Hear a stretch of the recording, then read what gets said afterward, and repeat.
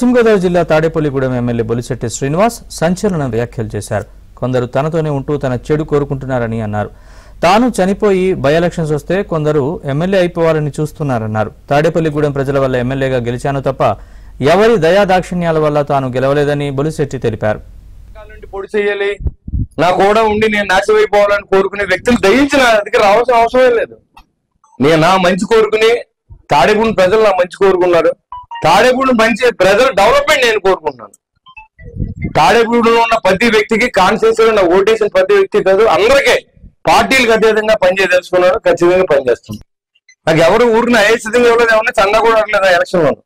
తాను చనిపోయి by elections వస్తే కొందరు ఎమ్మెల్యే అయిపోవాలని చూస్తున్నారన్నారు. తాడేపల్లిగూడెం ప్రజల వల్ల ఎమ్మెల్యేగా గెలిచాను తప్ప ఎవరి దయా దాక్షిణ్యాల వల్ల తాను గెలవలేదని బొలిశెట్టి తెలిపారు.